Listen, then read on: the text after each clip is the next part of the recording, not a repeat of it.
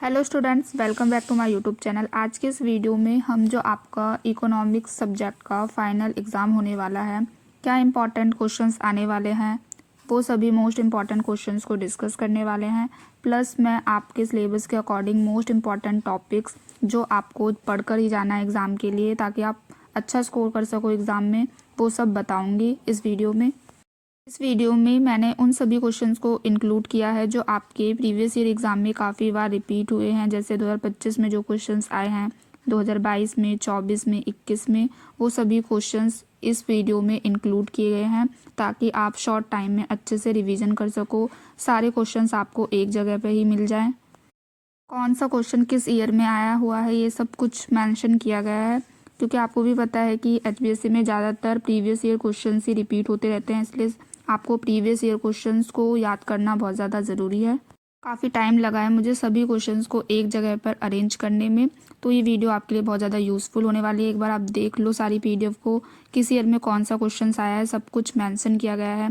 2023 में जो क्वेश्चन आया है, 24 में, 25 में, प्लस जो एक्सपेक्टेड क्वेश्चंस है जो 2026 में आ सकते हैं, वो सब कुछ इस वीडियो में आपको बताया जाएगा। मोस्ट इम्पॉर्टेंट वीडियो होने वाली है आप सभी के लिए। अगर आपने अभी तक चैनल को सब्सक्राइब नहीं किया है तो कर लो, ऐसे ही मोस्ट इम्पॉर्टेंट वीडियो के लिए। नेक्स्ट वीडियो आपको किस टॉपिक पे, किस सब्जेक्ट से रिलेटेड चाहिए, कमेंट करके ज़रूर बताना।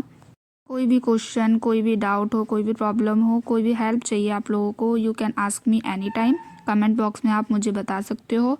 चलो अब हम स्टार्ट करते हैं। तो देखते हैं फर्स्ट मोस्ट इम्पॉर्टेंट क्वेश्चन क्या है। ये एचबीएससी 2023 में आया था। Explain the income method of measuring national income. राष्ट्र आय मापने की आय पद्धति को समझाइए। इम्पॉर्टेंट क्वेश्चन है, काफ़ी बार आया है ये question. Methods of calculation of national income, 3 method है आपके, value added method, expenditure method, income method. इनसे रिलेटेड क्वेश्चंस आपसे पूछा जा सकता है एग्जाम में, तो इन सभी टॉपिक्स को आपको एकदम अच्छे से कवर करके जाना है।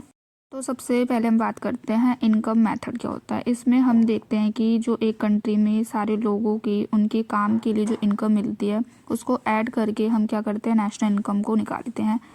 नेशनल इनकम निकालते टाइम क्या क्या इंक्लूड किया जाता है, इसमें वेजेस हो गई, आपकी सैलरीज, इंटरेस्ट रेट, प्रॉफिट, जो सेल्फ एम्प्लॉयड है, मिक्स्ड इनकम, ये सब इंक्लूड करके नेशनल इनकम को कैलकुलेट किया जाता है। आपको यही सब एक्सप्लेन करना है इस क्वेश्चन में। इंपॉर्टेंट क्वेश्चन है, अच्छे से याद कर लेना।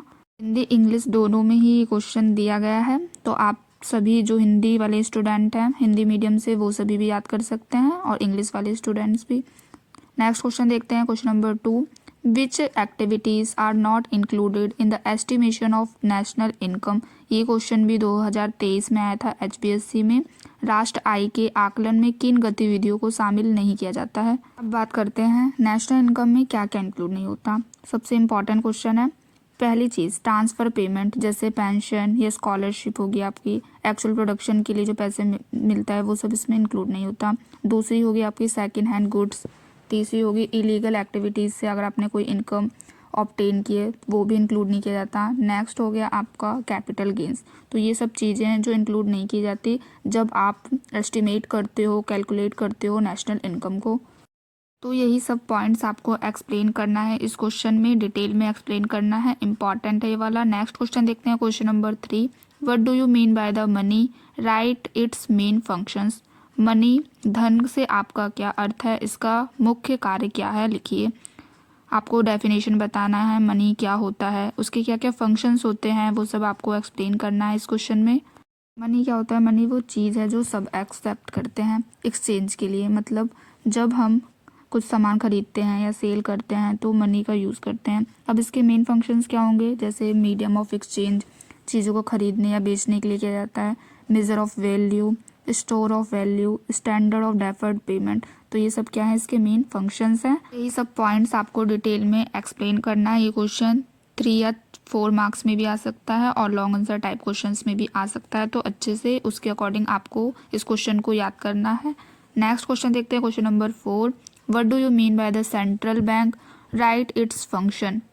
वो बताना है सेंट्रल बैंक क्या होता है, केंद्रीय बैंक से आपका क्या अर्थ है और इसके क्या क्या कार्य होते हैं, क्या क्या फंक्शंस होते हैं, आपको ये सब एक्सप्लेन करना है। ये क्वेश्चन भी HBSC 2023 में आया था। तो सेंट्रल बैंक क्या होता है, ये देश का बेसिकली मेन बैंक होता है जो पूरी मॉनेटरी सिस्टम को क्या करता है, कंट्रोल करता है। जैसे इंडिया में हो गया आपका RBI बैंक। अब इसके क्या क्या फंक्शंस होंगे, तो फर्स्ट फंक्शन हो गया आपका करेंसी इशू करना, banker to government, foreign exchange को रेगुलेट करना, क्रेडिट कंट्रोल करना, फिस्कल पॉलिसीज़ को बनाना, ये सब क्या है, इसकी फंक्शंस हैं सेंट्रल बैंक की। यही सब आपको एक्सप्लेन करना है इस क्वेश्चन में। नेक्स्ट मोस्ट इंपॉर्टेंट क्वेश्चन है आपका, right the differences between the full employment equilibrium and under employment equilibrium में क्या क्या डिफरेंस होता है, आपको डिटेल में एक्सप्लेन करना है। ये क्वेश्चन 4 मार्क्स में भी आ सकता है और 5 मार्क्स में भी आ सकता है, उसके अकॉर्डिंग आपको इसको प्रिपेयर करना है। इम्पॉर्टेंट क्वेश्चन है ये भी।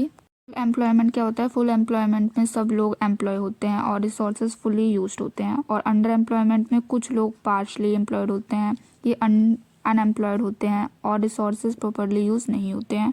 तो आपको ये सब पॉइंट क्या क्या डिफरेंस इन सब में एक्सप्लेन करना है। नेक्स्ट क्वेश्चन देखते हैं, question number 6, right the 3 differences between the balance of trade and balance of payment. ये क्वेश्चन काफ़ी बार आया है, ये क्वेश्चन इंपॉर्टेंट क्वेश्चन है, अच्छे से याद कर लेना। Balance of trade and balance of payment में क्या क्या डिफरेंस होते हैं। तो बैलेंस ऑफ ट्रेड क्या होता है, बैलेंस ऑफ ट्रेड सिर्फ एक्सपोर्ट और इंपोर्ट का क्या होता है, डिफरेंस होता है। और जो बैलेंस ऑफ पेमेंट होती है वो सारी इंटरनेशनल जितनी भी ट्रांजैक्शंस होती है वो सब इसमें इंक्लूड होती है। इसमें क्या क्या डिफरेंस हैं, 3 पॉइंट्स आपको एक्सप्लेन करना है। इंपॉर्टेंट क्वेश्चन है, अच्छे से याद करना। व्यापार संतुलन और भुगतान संतुलन के बीच 3 अंतर लिखिए, हिंदी में भी क्वेश्चन दिया गया है। नेक्स्ट क्वेश्चन देखते हैं, question number 7, right the 4 features of capitalist economy. Capitalist economy क्या होती है, मिक्स्ड इकोनॉमी क्या होती है, इससे रिलेटेड क्वेश्चन भी आ जाता है। अब इसके क्या क्या फीचर्स होते हैं, क्या करेक्टरिस्टिक्स होते हैं, ये क्वेश्चन 2022 में आया है। पूंजीवादी अर्थव्यवस्था की 4 विशेषताएं लिखिए। फर्स्ट फीचर्स क्या हो गया आपका, प्राइवेट प्रॉपर्टी, सबकी क्या होती है, अपनी प्रॉपर्टी होती है। बिजनेस या लैंड सब इंडिविजुअली के पास होता है, गवर्नमेंट ज़्यादा इंटरफेयर नहीं करती इसमें। नेक्स्ट है आपका profit motive, next feature profit motive हो गया। थर्ड हो गया आपका फ्री मार्केट हो गई।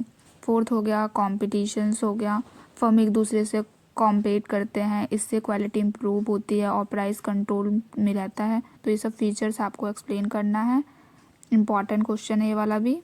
Next question, question number 8, question number 8 है आपका, tell the differences between the final and intermediate goods.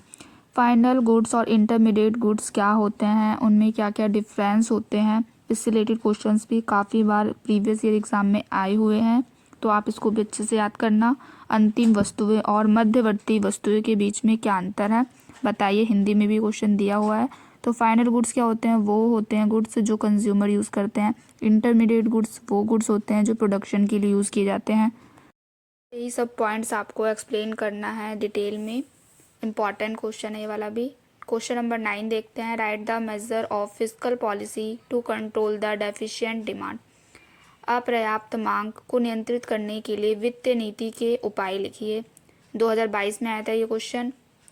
इसमें आपको बताना है डेफिशिएंट डिमांड को कंट्रोल करने के लिए क्या क्या मेजर लेती है फिस्कल पॉलिसी के अंदर। एक्सपेंडिचर को क्या करते हैं, इंक्रीज करती है।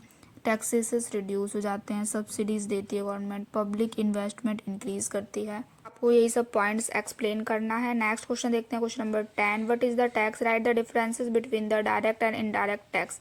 टैक्स क्या होता है, डायरेक्ट और इनडायरेक्ट टैक्स में क्या क्या डिफरेंस होते हैं, ये सब आपको एक्सप्लेन करना है। 2023 में आए क्वेश्चन, कर क्या है, प्रत्यक्ष कर और अप्रत्यक्ष कर के बीच 3 अंतर लिखिए। तो डायरेक्ट टैक्स क्या होता है, डायरेक्ट टैक्स डायरेक्टली पर्सन पे करता है, जैसे इनकम टैक्स हो गया आपका। इनडायरेक्ट टैक्स प्रोडक्ट के प्राइस में इंक्लूड होता है, जैसे GST हो गया आपका, गुड्स एंड सर्विस टैक्स, ये इनडायरेक्ट टैक्स है। Next question, question number 11, what is the decrease in demand and increase in demand, what are the causes of increase in demand. Decrease in demand क्या होता है, increase in demand क्या होता है, क्या क्या कारण है, क्या कॉजेज है इंक्रीज इन डिमांड के, ये सब एक्सप्लेन करना है आपको। मांग में कमी और मांग में वृद्धि क्या है, मांग में वृद्धि के क्या क्या कारण है, हिंदी में भी क्वेश्चन दिया हुआ है, इंपॉर्टेंट है, तो आप इसको भी अच्छे से याद करना। Next question, what is the central bank, explain its function. अभी मैंने आपको बताया था सेंट्रल बैंक क्या होता है और उसके क्या क्या फंक्शंस होते हैं, यही क्वेश्चन रिपीट हुआ है, इंपॉर्टेंट क्वेश्चन है ये वाला भी। आपको इस टॉपिक को भी अच्छे से कवर करके जाना है। सेंट्रल बैंक क्या है, क्या उसके फंक्शंस हैं, 5 मार्क्स के अकॉर्डिंग। नेक्स्ट है आपका question number 13, explain the differences between the monopoly and monopolistic competition. Monopoly क्या होता है, मोनोपोलिस्टिक कंपटीशन क्या होता है, इन दोनों में क्या क्या डिफरेंस होता है, ये सब आपको एक्सप्लेन करना है। मोनोप्ले क्या होता है, मोनोपोले में एक फर्म मार्केट कंट्रोल करती है, प्राइस डिसाइड करती है। मोनोपोलिस्टिक कंपटीशन में मल्टीपल फर्म्स होते हैं, सिमिलर प्रोडक्ट होते हैं, थोड़ा प्राइस कंट्रोल पॉसिबल होता है इसमें। नेक्स्ट क्वेश्चन, क्वेश्चन नंबर 14, ये 2023 में आया ये question. What is the monopolistic competition. Monopolistic competition क्या होता है, इसके क्या क्या फीचर्स होते हैं। तो क्या फीचर्स होते हैं मोनोपोलिस्टिक कंपटीशन के, मल्टीपल फर्म्स होते हैं इसमें, प्रोडक्ट डिफरेंशिएशन हो गया, फ्री एंट्री एंड एग्जिस्ट हो गया, सम प्राइस कंट्रोल होता है। तो ये सब क्या है, इसके फीचर्स हैं, आपको डिटेल में एक्सप्लेन करना है इस क्वेश्चन में। इंपॉर्टेंट क्वेश्चन है, 2 या 3 मार्क्स में भी क्वेश्चन आ सकता है कि explain the features of monopolistic competition के क्या क्या फीचर्स हैं, कोई 2 फीचर्स एक्सप्लेन करो ऐसा। नेक्स्ट क्वेश्चन आपका है question number 15, explain the product method of measuring the national income. National income वाले चैप्टर से आया है, मैंने बताया था ना आपको नेशनल इनकम को कैलकुलेट करने के जो भी वेरियस मेथड्स हैं वो सब आपको पता होना चाहिए, अच्छे से याद करना उन सब टॉपिक्स को, इम्पॉर्टेंट है। किसी भी मेथड का यूज़ करके नेशनल इनकम को कैलकुलेट करने से रिलेटेड क्वेश्चंस आ सकते हैं आपके एग्ज़ाम में, काफ़ी बार आए हुए हैं प्रीवियस ईयर एग्ज़ाम में इनसे रिलेटेड क्वेश्चन, तो अच्छे से पढ़कर जाना, लॉन्ग आंसर टाइप क्वेश्चन में आ सकता है ये सब टॉपिक। नेक्स्ट क्वेश्चन है आपका question number 16, explain the main factors not included in the estimation of the national income. अभी मैंने आपको एक्सप्लेन किया था, ये क्वेश्चन 2023 में आया था, 2022 में भी ये क्वेश्चन आया है कि कौन कौन से फैक्टर्स नहीं इंक्लूड किए जाते जब हम नेशनल इनकम को कैलकुलेट करते हैं, एस्टिमेट करते हैं। ये सब पॉइंट्स आपको एक्सप्लेन करना है इस क्वेश्चंस में, जैसे ट्रांसफ़र ऑफ पेमेंट हो गया, second hand goods, capital gains, ये सब इंक्लूड नहीं किया जाता नेशनल इनकम में। Next question, question number 17, what are the measure of fiscal policy. Fiscal policies, वित्तीय नीति के क्या क्या उपाय हैं, ये सब आपको बताना है। Next question, question number 18, what are the causes of disequilibrium in the balance of payment. Balance of payment का जो आपका टॉपिक है वो भी इम्पॉर्टेंट है। बैलेंस ऑफ पेमेंट क्या होता है, बैलेंस ऑफ ट्रेड क्या होता है, उन दोनों में क्या क्या डिफरेंसेस होते हैं, इनसे रिलेटेड क्वेश्चंस आए हुए हैं एग्जाम में, तो उसको भी आप अच्छे से पढ़ कर जाना। नेक्स्ट क्वेश्चन, क्वेश्चन नंबर 20 है आपका, क्वेश्चन नंबर 20 है आपका, what are the differences between the revenue receipts and capital receipt. 2023 में आया ये क्वेश्चन। रेवेन्यू रिसिप्ट क्या होता है, कैपिटल रिसिप्ट क्या होता है, इन दोनों में क्या क्या डिफरेंसेस होते हैं, ये सब आपको बताना है। रेवेन्यू रिसिप्ट क्या होता है, receipts of the government which neither create the liabilities nor reduce the assets are called the revenue receipt. जैसे हो गया आपके taxes received, income tax. Capital receipt क्या होता है, receipts of the government which either create the liabilities or reduce the assets are called the capital receipt, like borrowing, recovery of loans, disinvestment of public sector units. तो यही सब आपको explain करना है इस क्वेश्चन में। Next question, question number 20, define the total expenditure method of price elasticity of demand. का जो टोटल एक्सपेंडिचर मेथड है एक्सप्लेन करना है। मांग की मूल्य लोच, मापन की कुल व्यय पद्धति को परिभाषित कीजिए। हिंदी में भी क्वेश्चन दिया हुआ है तो याद कर लेना, इंपॉर्टेंट क्वेश्चन है ये भी। Next question, question number 21, what are the causes of increasing return to scale. क्या क्या कारण है इंक्रीजिंग रिटर्न टू स्केल के, ये सब इंपॉर्टेंट क्वेश्चन है, HPSC 2023 में आए सारे questions. Next question, question number 22, explain with the diagram the effect of increase और decrease in the demand on equilibrium price when supply remain the constant. Diagram की help से आपको इस क्वेश्चन को एक्सप्लेन करना, इंपॉर्टेंट क्वेश्चन है, long answer type questions में आ सकता है, तो अच्छे से याद करके जाना इस क्वेश्चन को भी। Question number 22 most important question. Next question, question number 23 है आपका, HPSC 2023 में आया है। Explain the 4 characteristics of the oligopoly. Oligopoly के क्या 4 कैरेक्टरिस्टिक्स हैं, क्या 4 विशेषताएं हैं, आपको एक्सप्लेन करना है इस क्वेश्चन में। Next question, question number 24, what do you mean by the government budget and it's objectives. 2026 में क्वेश्चन आ सकता है, इंपॉर्टेंट क्वेश्चन है। गवर्नमेंट बजट क्या होता है, उसके क्या क्या ऑब्जेक्टिव्स हैं, मतलब क्या क्या उद्देश्य हैं, सरकारी बजट क्या है, उसका क्या मतलब होता है, ये सब आपको पढ़ना है। इंपॉर्टेंट क्वेश्चन है, क्या क्या इसके ऑब्जेक्टिव्स हैं वो सब भी पढ़ लेना। Question number 24। Next question number 25 है आपका, explain the 3 differences between the direct and indirect tax. अभी ये क्वेश्चन आया था 2022 में भी आया था ये क्वेश्चन, और 23 में भी आया है, तो चांसेस है 26 में भी आए। तो आप इस क्या डिफरेंस होता है डायरेक्ट और इनडायरेक्ट टैक्स में, टैक्स का क्या मतलब होता है, उससे रिलेटेड क्वेश्चंस को आप पढ़ कर जाना। क्वेश्चन नंबर 25, प्रत्यक्ष और अप्रत्यक्ष करों में क्या अंतर होता है, हिंदी में भी क्वेश्चन दिया हुआ है। नेक्स्ट क्वेश्चन है आपका question number 26, explain the functions of the central bank. HBSC 2024 में आया था ये क्वेश्चन, 2-3 बार ये क्वेश्चन रिपीट हुआ है प्रीवियस ईयर एग्जाम में। सेंट्रल बैंक क्या होता है, उसके क्या क्या फंक्शंस होते हैं, तो अच्छे से पढ़कर जाना, स्किप मत करना इस टॉपिक को। मैंने आपको बाकी बता ही दिया था सेंट्रल बैंक क्या होते हैं और उसके क्या क्या फंक्शंस होते हैं, डिटेल में आप पढ़ लेना। नेक्स्ट है आपका question number 27, money is that which act as money, explain. एक स्टेटमेंट दे रखी है आपको, ये 2024 में आया ये क्वेश्चन, इंपॉर्टेंट क्वेश्चन है। इसके अलावा meaning of money, functions of money, क्या क्या करेक्टरिस्टिक्स होते हैं, ये सब से रिलेटेड क्वेश्चंस भी एग्जाम में आए हुए हैं प्रीवियस ईयर एग्जाम में। मनी क्या होता है, is the exchange of medium, measure of value, store of value and use to exchange the goods and services to buy the any product and services, that is money. Next question number 28 है आपका, describe the expenditure method of measuring the national income. HBSC 2026 में आ सकता है ये क्वेश्चन। National income वाला topic तो इम्पॉर्टेंट है ही, मैंने आपको बता ही दिया, और इसको कैलकुलेट करने की जो भी मेथड है वो आपको एकदम अच्छे से पढ़ कर जाना है। नेक्स्ट क्वेश्चन देखते हैं, question number 29, explain with the help of table and diagram extension and contraction in the supply. ये भी इंपॉर्टेंट क्वेश्चन है, आ सकता है, अच्छे से याद कर लेना। डायग्राम और टेबल बनाकर आपको एक्सप्लेन करना है extension and contraction in supply को। Next question number 30, explain the measures to correct the adverse balance of payment.